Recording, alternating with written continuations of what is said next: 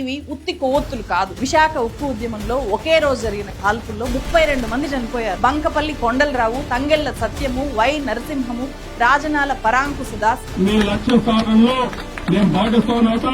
₹1 కూడా కూలికి వెళ్ళలేదు, ₹1 రామెట్లకి వెళ్ళలేదు, ₹1 జీతాలకి వెళ్ళలేదు, ₹1 పిఎఫ్కి వెళ్ళలేదు. విశాఖ స్టీల్ ప్లాంట్ ని మొత్తంగా అమ్మేయాలి అనే నిర్ణయం తీసుకుంది. వీరెవరండి అమ్మడానికి, వారెవరండి కొనడానికి? గుంటూరు, కృష్ణా, ఈస్ట్ గోదావరి, వరంగల్ ఈ జిల్లాల్లో ఉండే విద్యార్థులంతా విశాఖ ఉక్కు ఆంధ్రుల హక్కు అనే నినాదాలతో 60 ఏళ్ల క్రితం కేంద్ర ప్రభుత్వాన్ని షేక్ చేసేసింది. విశాఖ ఉక్కు. నమస్తే ఫ్రెండ్స్, నా పేరు తులసి చందు. వైజాగ్ స్టీల్ ఫ్యాక్టరీ గురించి మొత్తం రీసెర్చ్ చేసిన తర్వాత ఏపీ పొలిటీషియన్స్ మీద నమ్మకం పూర్తిగా పోయింది. ఈ స్టీల్ ఫ్యాక్టరీని వాళ్ళు కాపాడుతారు అనే 1% హోప్ కూడా నాకు కనిపించలేదు. అయినా సరే నేను ఎందుకు ఈ వీడియో మీ ముందు పెడుతున్నాను అంటే ఆంధ్రప్రదేశ్లో ఉండే విద్యార్థులు, యువత కోసం, జెన్ జీ మీకోసమే. మీకు ఖచ్చితంగా ఇది తెలియాలి అని చెప్పి ఇదంతా మీ ముందు పెడుతున్నా. నేను ఇంకో స్టేట్మెంట్ కూడా మీ ముందు పెడుతున్నా. రీసెర్చ్ చేస్తున్నప్పుడు నాకేమనిపించింది అంటే తెలంగాణకు అమరవీరుల స్తూపం కానీ, తెలంగాణ అస్తిత్వం కానీ ఎలాంటిదో, తమిళనాడుకు తమిళ భాష ఎలాంటిదో, ఆంధ్రప్రదేశ్ రాష్ట్రానికి వైజాగ్ స్టీల్ ఫ్యాక్టరీ కూడా అలాంటిదే. తెలంగాణలో కానీ తమిళనాడులో కానీ ఆత్మగౌరవం ప్రమాదంలో పడితే, కేంద్రం ఏదైనా తేడా చేస్తే అక్కడి సమాజం, అక్కడి యువత నిద్రపోదు, కేంద్రాన్ని నిద్రపోనివ్వదు, అంతా ఏకమైపోయి పోరాడతారు. మరి ఏపీలో జస్ట్ అధికారంలోకి రావడానికి ప్రతిపక్షంలో ఉన్నప్పుడు పేల్చే ఒక ఇన్స్టెంట్ సెంటిమెంటల్ డైలాగే విశాఖ ఉక్కు ఆంధ్రుల హక్కు. విశాఖ ఉక్కు, విశాఖ ఉక్కు. మీ పోరాట ఉద్యమానికి నేను సహకరిస్తా. మీ లక్ష్య సాధనలో నేను భాగస్వామి అవుతా. మీకు న్యాయం జరిగే వరకు, చివరి వరకు మీకు అండగా ఉంటానని మరొకసారి. లేకపోతే ఎవరండి కేంద్రం? మనం పన్నులు కడితే ఉన్నటువంటి కేంద్రం ఇది, మనం ఓట్లు వేస్తే ఉన్నటువంటి కేంద్రం ఇది. రాష్ట్రం వేరు, కేంద్రం వేరు కాదు. కేంద్ర ప్రభుత్వం గాని, రాష్ట్ర ప్రభుత్వం గాని ప్రతి భారతీయుడికి, ప్రతి ఆంధ్రుడికి కూడా కట్టుబడి ఉందనేది మనం నిరూపించుకోవాలి. వీరెవరండి అమ్మడానికి, వారెవరండి కొనడానికి? ఇది ఆంధ్రప్రదేశ్ ప్రజల తాలూకా సొత్తు, ప్రజల తాలూకా హక్కు. ప్రైవేటైజేషన్ చేస్తానంటున్న ఎన్డీఏకు ఓటు వేయడం అంటే స్టీల్ ప్లాంట్ అమ్మకానికి మీరే ఆమోదం తెలిపినట్టు అవుతుంది అన్నది ప్రతి ఒక్కరూ కూడా గుర్తుపెట్టుకోమని కోరుతా ఉన్నా. ఈ విజువల్స్ చూడండి. ఆంధ్రప్రదేశ్ హక్కుగా పోరాడి సాధించుకున్న వైజాగ్ స్టీల్ ఫ్యాక్టరీ విశ్వరూపం ఇది. కల్లారా చూడండి, మళ్ళీ ఇంత బాగా చూడలేకపోవచ్చు.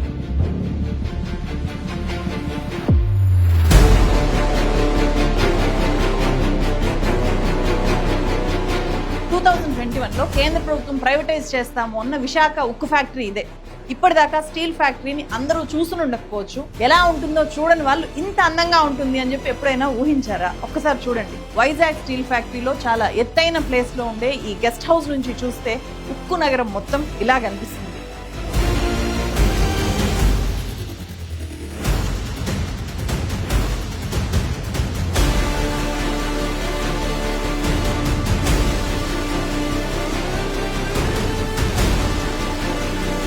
అసలు విషయం అందరికీ తెలియకపోవచ్చు కాబట్టి ముందుగా ఒక కాంటెక్స్ట్ ఇస్తాను. 20,000 ఎకరాల్లో ఉన్న ఈ వైజాగ్ స్టీల్ ఫ్యాక్టరీ దేశ అతిపెద్ద ఆస్తుల్లో ఒకటి. అంటే ఇది మీ ఆస్తి, నా ఆస్తి, మన పిల్లల ఆస్తి, మనందరి ఆస్తి. మన దేశంలో సముద్ర తీరము, నేషనల్ హైవేస్, ఎయిర్పోర్ట్ ఈ 3 పక్క పక్కనే ఉన్న ఏకైక స్టీల్ ప్లాంట్ ఇది. హై క్వాలిటీ స్టీల్ ఇక్కడ తయారు చేసి ఎన్నో ప్రాజెక్టులు నిర్మించారు.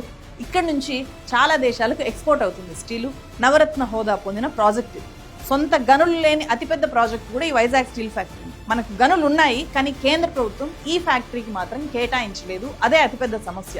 అలా కేటాయించి ఉంటే ఈ వైజాగ్ స్టీల్ ఫ్యాక్టరీ దేశంలోనే నంబర్ 1 ఉక్కు పరిశ్రమ అయ్యేది. గనులు మాత్రమే ఇక్కడ సమస్య. ఏపీలో గనులు లేవా అంటే ప్రకాశం జిల్లాలో, అనంతపురం జిల్లాలో ఈ స్టీల్ ఫ్యాక్టరీకి 18 ఏళ్లకు సరిపడే అన్ని గనులు ఉన్నా కూడా ఇప్పటిదాకా కేటాయించలేదు. గనుల సమస్య పరిష్కరించాలి అని చెప్పి 1% కూడా ట్రై చేయని కేంద్ర ప్రభుత్వం వైజాగ్ స్టీల్ ఫ్యాక్టరీకి నష్టాలు వస్తున్నాయి అని చెప్పి మొత్తం అమ్మేయాలి అనే నిర్ణయానికి వచ్చింది. దేశమంతా కోవిడ్ కల్లోలంలో ఉన్నప్పుడు 2021 జనవరి 27న Modi government Visakha steel plant ను మొత్తంగా అమ్మేయాలి అనే నిర్ణయం తీసుకుంది. కేబినెట్ ఆమోదించింది దానికి. ఇది నరేంద్ర మోదీ ఆంధ్రప్రదేశ్ రాష్ట్రానికి వైజాగ్ స్టీల్ ఫ్యాక్టరీకి ఇచ్చిన ఫస్ట్ మాస్టర్ స్ట్రోక్. అదే ఇయర్ ఈ మాస్టర్ స్ట్రోక్ నిర్ణయం తీసుకున్నప్పుడే 2021లో వైజాగ్ స్టీల్ ఫ్యాక్టరీకి వచ్చిన లాభాలు 927 కోట్లు. ఆ తర్వాత మళ్ళీ ఎప్పుడూ లాభాలు రాలేదు, లాభాలు రానివ్వలేదు. మధ్యలో ఎన్నికలు వచ్చాయి. టీడీపీ జనసేన కూటమి వైజాగ్ స్టీల్ ఫ్యాక్టరీని మేం మాత్రమే కాపాడుతాము అని చెప్పి మేనిఫెస్టోలో ప్రకటించాయి. అయినా సరే ప్రైవేటైజేషన్ అనేది వెనక్కి వెళ్ళలేదు, రద్దవలేదు. కానీ 2025 జనవరి 16వ తేదీన కేంద్ర ప్రభుత్వం 11,440 కోట్ల రూపాయలతో ఒక ప్యాకేజీ ప్రకటించింది. Honorable Prime Minister has approved a package of 11,440 crore rupees for revival of RINL in Andhra Pradesh near Vizag. కానీ ఆ ప్యాకేజీలో ఫ్యాక్టరీ అభివృద్ధికి ఒక్క రూపాయి కూడా దక్కలేదు. కుడి చేత్తో ఇచ్చి ఎడమ చేత్తో లాగేసుకున్నారు. ఆ రెండో మాస్టర్ స్ట్రోక్ గురించి కార్మిక సంఘ నాయకులు చెప్తున్నారు, వినండి. 1 రూపాయి కూడా కూలికి ఇవ్వలేదు, 1 రూపాయి రా మెటీరియల్కి ఇవ్వలేదు, 1 రూపాయి జీతాలకు ఇవ్వలేదు, 1 రూపాయి పిఎఫ్కి ఇవ్వలేదు, 1 రూపాయి కార్మికుల తాలూకా డబ్బులు వాడేసిన 200,000 కోట్లు 1 రూపాయి కూడా ఇవ్వలేదు. ఒక మిషన్ బాగు చేయలేదు, ఒక మిషన్ కొత్త తేలేదు. బ్యాంకులు కట్టుకున్నారు, ఇది గమనించాలి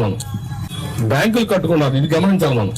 మూడో master stroke Vizag steel plant లో ఉద్యోగుల్ని భారీగా తగ్గించేయడం. ఉత్పత్తి మాత్రం మాక్సిమం లిమిట్ 7.3 మిలియన్ టన్స్ చేయాలి అని చెప్పి కేంద్ర ప్రభుత్వం ఈ స్టీల్ ఫ్యాక్టరీ మీద టార్గెట్ పెట్టింది ఇప్పుడు. కానీ ఉద్యోగుల్ని మాత్రం భారీగా తగ్గించేసి ఈ టార్గెట్ పూర్తి చేయండి అని చెప్పారు.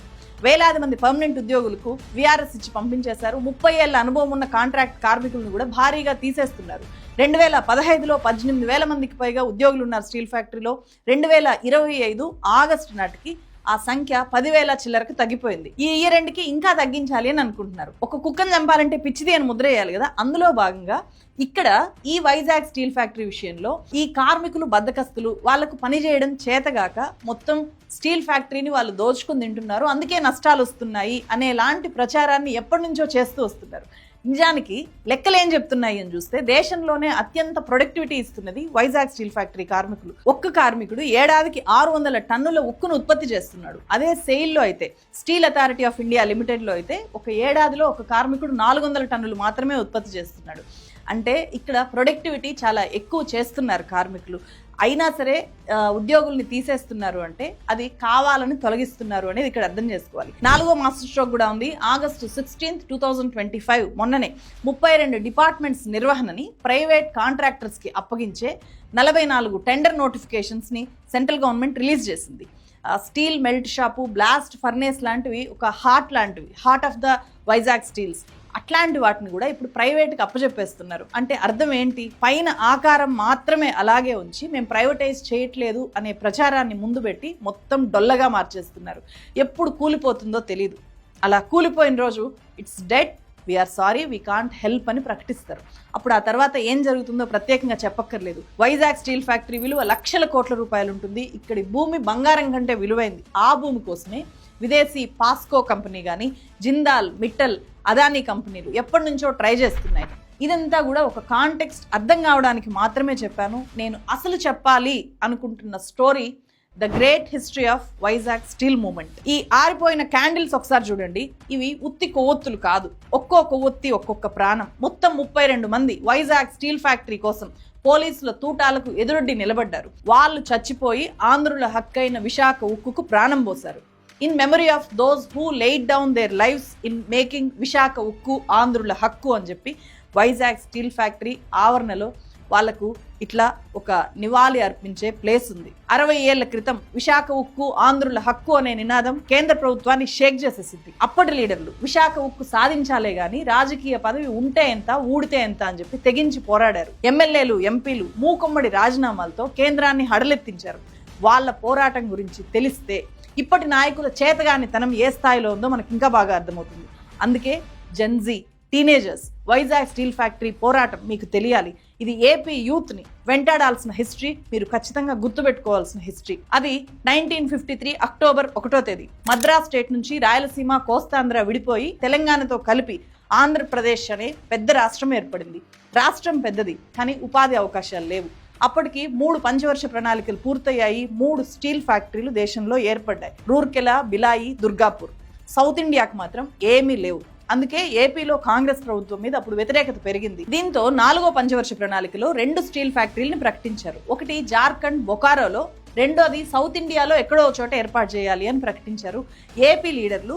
ఆ 5వ స్టీల్ ఫ్యాక్టరీ ఖచ్చితంగా ఏపీకే రావాలి అనే డిమాండ్ మొదలుపెట్టారు. 1964లో అసెంబ్లీలో తీర్మానం కూడా చేశారు. అప్పుడు కమ్యూనిస్టు పార్టీలు చాలా బలంగా ఉండేవి, చాలా మంది రిప్రజెంటేటివ్స్ ఉండేవాళ్ళు. సిపిఐ నుంచి పి వెంకటేశ్వర్లు, సిపిఎం నుంచి తరిమెల నాగిరెడ్డి, స్వరాజ్య పార్టీ నేత జి లచ్చన్న, తెన్నేటి విశ్వనాథం, ఇండిపెండెంట్ అభ్యర్థి వావిలాల గోపాలకృష్ణయ్య అంతా కలిసి ముఖ్యమంత్రి కాసు బ్రహ్మానంద రెడ్డికి మద్దతిచ్చారు. ఆంధ్రప్రదేశ్ లో ఉక్కు ఫ్యాక్టరీ పెట్టాలి అనేది ఒక అఖిలపక్ష డిమాండ్ లా మారింది. అప్పటికింకా విశాఖలోనే ఉక్కు ఫ్యాక్టరీ పెట్టాలి అనే డిమాండ్ ఎక్కడా లేదు. విశాఖ ఉక్కు ఆంధ్రుల హక్కు అనే నినాదం అప్పటికి పుట్టలేదు. లక్కీగా అప్పుడు కేంద్ర ఉక్కు గనుల శాఖ మంత్రిగా ఏపీకి చెందిన మాజీ సీఎం నీలం సంజీవ్ రెడ్డి ఉన్నారు. ఆయనే 1965లో British American steel works for India consortium basic అంటారు ఆ ఎక్స్పర్ట్ టీమ్ ని సౌత్ స్టేట్స్ కి పంపారు. దేశంలో 5వ స్టీల్ ఫ్యాక్టరీ ఏర్పాటు చేయడానికి సూటబుల్ ప్లేస్ సెలెక్ట్ చేయడము అనేది వాళ్ళ పని. ఆ కన్సార్షియం 5th స్టీల్ ఫ్యాక్టరీని విశాఖలో ఏర్పాటు చేయాలి అనే రిపోర్ట్ ఇచ్చింది. దానికి అప్పటి ప్రధాని లాల్ బహదూర్ శాస్త్రి కూడా గ్రీన్ సిగ్నల్ ఇవ్వడంతో ఏపీ ప్రజలు విశాఖకు ఉక్కు ఫ్యాక్టరీ వస్తోంది అని చెప్పి సంబరాలు చేసుకున్నారు. విశాఖ ఉక్కు సెంటిమెంట్ కి అలా పునాదులు పడ్డాయి. ఇక్కడే కథలో ఊహించని ట్విస్ట్. 1966 జనవరిలో ప్రధాని లాల్ బహదూర్ శాస్త్రి చనిపోయారు. ఆ తర్వాత ఇందిరాగాంధీ ప్రధాని అయ్యారు. అప్పుడే కర్ణాటక, తమిళనాడు రాష్ట్రాలు కూడా మాకు ఉక్కు ఫ్యాక్టరీ కావాలి, మేమేం తక్కువ అని చెప్పి పోటీకి వచ్చాయి. అలా వైజాగ్ స్టీల్ ఫ్యాక్టరీ అంశం ముందుకు కదలలేదు. అప్పుడే ఏపీ సీఎం కాసు బ్రహ్మానంద రెడ్డి పోరాడనిదే ఆంధ్రులకు ఏ హక్కులు రావు అనే ఒక చారిత్రక స్టేట్మెంట్ ఇచ్చారు అసెంబ్లీలో. విశాఖ ఉక్కును పోరాడి సాధించుకుందాము అని చెప్పి ఇంకోసారి తీర్మానం చేసి కేంద్రానికి పంపించారు. 1967లో పార్లమెంట్ ఎలక్షన్స్ వచ్చాయి. కర్ణాటక, తమిళనాడు రాష్ట్రాలు స్టీల్ ఫ్యాక్టరీ కోసం కేంద్రం మీద, ఇందిరాగాంధీ గవర్నమెంట్ మీద ఒత్తిడి పెంచారు. చివరికి ఇందిరాగాంధీ ప్రభుత్వం అసలు స్టీల్ ఫ్యాక్టరీ ఎక్కడా ఏర్పాటు చేయము అని చెప్పి వైజాగ్ స్టీల్ ఫ్యాక్టరీ మీద యూటర్న్ తీసుకున్నారు. పైగా కేంద్ర ఉక్కు శాఖ మంత్రిగా ఉన్న నీలం సంజీవ్ రెడ్డి ఏపీ మీద పక్షపాతంతోనే 5వ స్టీల్ ఫ్యాక్టరీ కోసం వైజాగ్ ని సెలెక్ట్ చేశారు అని చెప్పి భావించి ఆయన్ను ఉక్కు శాఖ మంత్రి పదవి నుంచి తొలగించారు. ఇది ఏపీ లీడర్లకు పెద్ద షాకింగ్. కేంద్రం ఇంత అవమానిస్తుందా, తెలుగు వాళ్ళ సత్తా చాటాల్సిందే అని చెప్పి ఏం చేశారో తెలుసా అప్పటి లీడర్లు? మొత్తం 67 మంది ఎమ్మెల్యేలు, ఎంపీలు మూకుమ్మడిగా రాజీనామాలు చేసేశారు. దేశమంతా ఈ వార్త పెద్ద సంచలనంగా మారింది. పదవులు త్యాగం చేసి ఉక్కు సంకల్పంతో ఉక్కు ఉద్యమంలోకి దూకారు. సభలు, సమావేశాలు, ధర్నాలు, ఆందోళనలు చేశారు.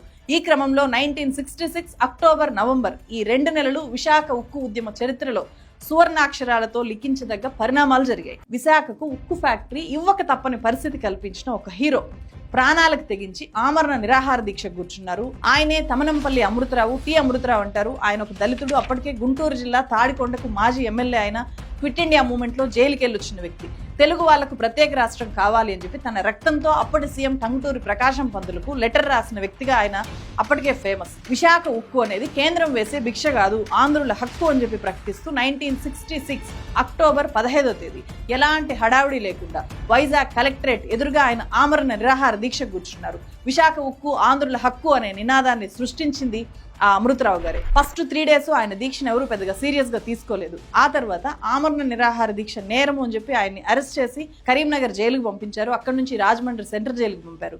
జైలు గోడల మధ్య కూడా ఆయన తిండి నీళ్లు ముట్టుకోకుండా దీక్షను కొనసాగించారు. ఇది రాష్ట్రాన్ని భగ్గుమనేలా చేసింది. ముఖ్యంగా Andhra medical college, Andhra university, AVN college, Guntur, Krishna, east Godavari, Warangal ఈ జిల్లాల్లో ఉండే విద్యార్థులంతా సేవ్ అమృతరావు, విశాఖ ఉక్కు ఆంధ్రుల హక్కు అనే నినాదాలతో హోరెత్తించారు. అక్టోబర్ 22వ తేదీన పెద్ద ఎత్తున హర్తాలు చేశారు. అక్టోబర్ 24న ఆల్ పార్టీ కమిటీ ఫామ్ అయింది. అక్టోబర్ 29న రైలు రోకో చేసి కోల్కతా, మద్రాస్ రైల్ని గోపాలపట్నం దగ్గర గంటల కొద్దీ ఆపేశారు. అమృతరావు ఆరోగ్యం రోజు రోజుకి దిగజారడం మొదలైంది. ఆయన చనిపోయే ప్రమాదం ఉంది, ప్రభుత్వం మాత్రం మొండిగానే ఉంది అని తెలియడంతో అప్పటి ఉమ్మడి ఆంధ్రప్రదేశ్ అగ్నిగుండంలాగా మండిపోయింది మొత్తం అన్ని జిల్లాల్లో. 1966 నవంబర్ 1వ తేదీన ఈ ఉద్యమం ఎవ్వరూ ఊహించినంత, కనీ విని ఎరుగనంత తీవ్ర స్థాయికి చేరిపోయింది. అంతే తీవ్రంగా అప్పుడు అణచివేత జరిగింది. కనిపిస్తే కాల్చిపడేశారు. దేశ చరిత్రలోనే అదొక చీకటి రోజు. పోలీసులు డైరెక్ట్ గా ఉద్యమకారుల మీదకి తూటాల వర్షం కురిపించారు. అప్పుడే ఈ 32 మంది చనిపోయారు. స్వాతంత్రం వచ్చిన తర్వాత భారతదేశ చరిత్రలో జరిగిన అత్యంత పాశవికమైన పోలీస్ కాల్పుల్లో విశాఖ ఉద్యమాన్ని అణచివేయడానికి జరిగిన కాల్పులు కూడా. రీసెంట్ నేపాల్ జెన్జీ రెవల్యూషన్ లో ఫస్ట్ డే 20 మంది చనిపోయారు పోలీస్ కాల్పుల్లో. ఆ విజువల్స్ ఏ స్థాయిలో ఉన్నాయో చూసాం కదా. విశాఖ ఉక్కు ఉద్యమంలో ఒకే రోజు జరిగిన కాల్పుల్లో 32 మంది చనిపోయారు అంటే అప్పుడు ఆ విజువల్స్ ఏ స్థాయిలో ఉండుంటాయో ఒక్కసారి ఊహించుకో. వాళ్ళ పోరాటము, వాళ్ళ త్యాగంతో ఇప్పటి పరిస్థితిని ఒక్కసారి పోల్చి చూసుకోండి అని చెప్తున్నాను. ఇంతకీ అప్పుడు చనిపోయిన ఆ 32 మంది ఎవరు? వాళ్ళు హిందువులు, ముస్లింలు, క్రైస్తవులు, అన్ని కులాల వాళ్ళు, అన్ని వర్గాల వాళ్ళు భారతీయతను చాటిన వాళ్ళు, భారతదేశ పోరాట పటిమను చూపించిన వాళ్ళు. వాళ్ళ ఫోటోలు దొరకలేదు కానీ వాళ్ళ పేర్లు దొరికాయి. ప్రతి పేరు చెప్పాలి అనుకుంటున్నా. November 1, 1966 రోజు ఒక్క వైజాగ్ లోనే 12 మంది చనిపోయారు పోలీసుల కాల్పుల్లో. తీడ సన్యాసిరావు, రామ సూర్యనారాయణ, ఎస్ బ్రహ్మం, అంజూరి అప్పారావు, పివి భాస్కర్ రావు, కందుకూరి సూర్యనారాయణ, బంకపల్లి కొండలరావు, తంగెళ్ల సత్యము, వై నరసింహము, రాజనాల పరాంకుశదాస్. ఇతను ఏవిఎన్ కాలేజ్లో డిఎస్సి సెకండ్ ఇయర్ విద్యార్థి. మరో 2 విద్యార్థులు కూడా చనిపోయారు, వాళ్ళ పేర్లు తెలియలేదు. విజయవాడలో 5 చనిపోయారు. పొలిశెట్టి బాలకృష్ణ, తిరుపతయ్య, ఇతను ఒక లారీ క్లీనర్. గంగవరపు కృష్ణమూర్తి, ఇతను వయసు 20 ఏళ్లే. సాంబశివరావు, నిడుమానూరు బాలమురళీ కృష్ణ, ఇతను ఒక షాప్ లో గుమస్తా. గుంటూరులో కూడా 5 చనిపోయారు. హబీబుల్లా రెహమాన్, ఇతను ఒక హోటల్ సర్వరు. పోలినేని ఏసయ్య, ఇతను వయసు 14 ఏళ్లే. 14 ఏళ్ల వయసున్న చాలా చిన్న పిల్లోడు, మైనర్. రమణారావు 25 ఏళ్ల హోటల్ సర్వర్. ఇతను లాఠీ చార్జ్ లో అతని తల పగిలిపోయి November 3 ఇతను చనిపోయాడు. 22 ఏళ్ల మస్తాన్ కూడా హోటల్ వర్కర్. ఎం సుబ్బారావు లాఠీ చార్జ్ లో గాయపడి November 4 ఇతను చనిపోయాడు. రాజమండ్రిలో ఆవుల సాంబశివరావు, కాకినాడలో బాబురావు అనే 2 విద్యార్థులు చనిపోయారు. విజయనగరంలో దొర్రా అప్పారావు, ఉల్లి అప్పలరాజు చనిపోయారు. విశాఖ ఉక్కు కోసం తెలంగాణలో 3 చనిపోయారు. జగిత్యాలకు చెందిన డిప్యూటీ సర్వేయర్ సాయిరెడ్డి, వరంగల్లు, సీలేరులో కూడా ఒక్కొక్కరు చనిపోయారు, వాళ్ళ పేర్లు తెలియలేదు నాకు. పోలీసుల కాల్పుల్లో బుల్లెట్లు దూసుకెళ్లి గాయపడిన వాళ్ళు 100 మంది ఉన్నారు. వాళ్ళలో ఇప్పటికీ చాలా మంది బతికే ఉన్నారు. విజయవాడలో కొల్లూరు గోపాలరావు, కృష్ణలంకలో welding shop worker Thangalamudi Narayanarao, rickshaw driver Balayya, MBC తిలకము, సోడా బండి వ్యాపారి సామర్ల వెంకటేశ్వరరావు, వెంకట సుబ్బారావు శాస్త్రి, కుప్పాల సాంబశివరావు, కాలు ఫ్రాన్సిస్, వడిసెర్ల భద్రం, వీళ్ళ శరీరాల్లోకి బుల్లెట్లు చీల్చుకొని వెళ్ళాయి. November 1, 1966 రోజు విజయవాడలో జరిగిన కాల్పుల్లో చాలా మంది చిన్నపిల్లలు బాధితులయ్యారు. వాళ్ళంతా ఇప్పుడు చాలా పెద్దవాళ్ళుగా ఉండుంటారు. జస్ట్ 10 ఏళ్ల వయసున్న కన్నవరపు కృష్ణమూర్తి కడుపులోకి తుపాకీ గుండు దూసుకుపోయింది. షేక్ కాసిం, వన్నమిరెడ్డి సత్యనారాయణ రెడ్డి వయసు జస్ట్ 12 ఏళ్లే. 15 ఏళ్ల పి రామారావు, 11 ఏళ్ల పిల్లలుగా ఉన్న విద్యార్థులు సంజీవ్ రెడ్డి, జువ్వాది రంగారెడ్డి, 12 ఏళ్ల డిపి వరసహాయము, జగన్ బాబు, 17 ఏళ్ల ధనేకుల గాంధీబాబు, కాపరాల పాండురంగారావు. వీళ్ళంతా కూడా గాయపడ్డారు. అన్ని ప్రాణాలు పోవడం, ఇంత హింస జరగడము, అమృతరావు కొన ఊపిరితో ఉండడము, ఇదంతా కూడా ఇందిరాగాంధీ ప్రభుత్వాన్ని దిగవచ్చేలాగా చేసింది. విశాఖ ఉక్కు పోరాటాన్ని అంతర్జాతీయ పత్రికలకు ఎక్కేలాగా చేసింది. November 3 కేంద్ర ప్రభుత్వం ఇన్ ప్రిన్సిపల్ విశాఖలోనే దేశ 5వ ఉక్కు ఫ్యాక్టరీ ఏర్పాటు చేస్తాము అని చెప్పి అధికారికంగా ప్రకటించాల్సి వచ్చింది. అప్పుడు ఈ ప్రకటన వచ్చిన గంటల్లోనే సీఎం కాసు బ్రహ్మానంద రెడ్డి ప్రత్యేక విమానంలో అమృతరావు అప్పటికే చికిత్స పొందుతూ ఉన్న వైజాగ్ కింగ్ జార్జ్ హాస్పిటల్కి వెళ్ళి ఆయనతో దీక్ష విరమింపజేశారు. అమృతరావు ఆరోగ్యం ఘోరంగా దెబ్బతింది. చివరికి డాక్టర్లు ఆయన్ని బతికించగలిగారు. ఈ హామీ ఇచ్చిన 3 ఏళ్ల తర్వాత వైజాగ్ లో ఉక్కు ఫ్యాక్టరీని ఏర్పాటు చేస్తాము అని చెప్పి 1970 ఏప్రిల్ 10 ఇందిరాగాంధీ పార్లమెంట్ లో ప్రకటన చేశారు. ఆ తర్వాత 1971 జనవరి 20 ఉక్కు పరిశ్రమకు ఆమె శంకుస్థాపన చేశారు. విశాఖ ఉక్కు ఫ్యాక్టరీ కోసం 62 గ్రామాల ప్రజలు, దాదాపు 16,600 మంది రైతులు 22,000 ఎకరాల భూములు ఇచ్చారు. ఈ రైతుల కుటుంబాలకు అప్పట్లో కార్డ్స్ అంటే రిహాబిలిటేషన్ కార్డ్స్ ఇచ్చింది గవర్నమెంట్. ప్రతి కుటుంబానికి నగదు పరిహారంతో పాటు వైజాగ్ స్టీల్ ఫ్యాక్టరీలో ఉద్యోగం ఇవ్వాలి అనేది అప్పుడు ఇచ్చిన హామీ. కానీ కేంద్ర ప్రభుత్వం ఇప్పటికీ సగం మందికి కూడా ఆ పరిహారం ఇవ్వలేదు. సోవియట్ రష్యా సహాయంతో 2 దశాబ్దాల టైం పట్టింది వైజాగ్ స్టీల్ ఫ్యాక్టరీ నిర్మాణం పూర్తవడానికి. 1992 ఆగస్టు 1 తెలుగు వ్యక్తి అయిన ప్రధానమంత్రి పివి నరసింహారావు విశాఖ ఉక్కు ఫ్యాక్టరీని జాతికి అంకితం చేయడంతో కంప్లీట్గా విశాఖ ఉక్కు ఫ్యాక్టరీ ప్రజలకు అందుబాటులోకి వచ్చింది. ఉక్కు తయారు చేయడం మొదలుపెట్టింది. కేంద్ర ప్రభుత్వం స్టీల్ ఫ్యాక్టరీ కోసం అప్పుడు పెట్టిన మొత్తం ఖర్చు 4,890 కోట్ల రూపాయలు. కానీ ఈ 3 దశాబ్దాల్లో ఈ స్టీల్ ఫ్యాక్టరీ కేంద్ర రాష్ట్ర ప్రభుత్వాలకు ఇచ్చింది 60,000 కోట్లకు పైనే. ఏడాదికి 7 మిలియన్ టన్నుల స్టీల్ ఉత్పత్తి చేసే స్థాయికి స్వయం శక్తితో ఎదిగి చేరుకుంది. ఇప్పుడు మీకు ఒక ప్రశ్న, ఈ ప్రాజెక్టు సాధించుకోవడం కష్టమా, సాధించుకున్న దాన్ని నిలబెట్టుకోవడం కష్టమా? ఖచ్చితంగా నిలబెట్టుకోవడం అనేది కష్టం కాదు, సాధించడమే చాలా కష్టం. అది వాళ్ళు సాధించి పెట్టేశారు. ఇప్పుడు ఈ స్టీల్ ఫ్యాక్టరీ కాపాడుకోలేకపోతే మనకంటే ముందు వాళ్ళు చేసిన పోరాటాలకు, వాళ్ళు చేసిన త్యాగాలకు అంతకు మించిన అవమానం ఏమైనా ఉంటుందా? ఈ విషయము ఇప్పుడుండే లీడర్స్కి, ఇప్పుడుండే రాజకీయ పార్టీలకి ఎందుకు అర్థం కావట్లేదు? వైజాగ్ స్టీల్ ఫ్యాక్టరీని ప్రైవేటైజ్ చేస్తాము అని ప్రకటించిన రోజే 1966 November 1 మొత్తం చేసిన పోరాటం ఉంది కదా అప్పుడు, ఆ స్థాయిలో అందరూ ఎందుకు ముందుకు రాలేదు? అన్ని పార్టీలు ఇప్పటికీ ఎందుకు ఏకం అవ్వట్లేదు? సో అన్ని రాజకీయ పార్టీలు గతంలో జరిగిన పోరాటాన్ని అవమానించేలాగా ఇప్పుడు ప్రవర్తిస్తున్నాయి. వైజాగ్ స్టీల్ ఫ్యాక్టరీకి ప్రధాన అడ్డంకి క్యాప్టివ్ మైండ్స్ కాదు, ఏపీ పొలిటీషియన్స్ క్యారెక్టర్ ఏమాత్రం లేని రాజకీయ నాయకుల వల్లే వైజాగ్ స్టీల్ ఫ్యాక్టరీ చేజారిపోతుంది. అది ఎలా చేజారిపోతుందో నేను ఇంకొక వీడియో మీ ముందుకు తెస్తాను. ఆ నెక్స్ట్ వీడియోలో అన్ని డీటెయిల్డ్గా చెప్తాను. మన మైండ్ పేలిపోయే అన్ని కుట్రలు వైజాగ్ స్టీల్ ఫ్యాక్టరీ చుట్టూ జరుగుతున్నాయి. మడతబెట్టిన నాలుకలు ఉన్నాయి. ప్రతిదానికి డాక్యుమెంటల్ ఎవిడెన్స్ మీ ముందు పెడతాను. Please don't miss the next video. Vizag steel factory పాలిట అసలైన విలన్స్ ఎవరో తేల్చుకుందాం. ఈ వీడియో ఇక్కడి దాకా చూసిన ప్రతి ఒక్కరూ కూడా మీ సోషల్ మీడియా హ్యాండిల్లో ఈ వీడియోని పోస్ట్ చేయండి. దీన్ని ఎక్కువ మంది చూసేలాగా చేయండి. మరో వీడియోతో మళ్ళీ కలుస్తాను. Thank you so much. ఇది మా బతుకుల దిక్కు, ఎవ్వడురా అమ్మేది, ఎవ్వడురా కొనేది.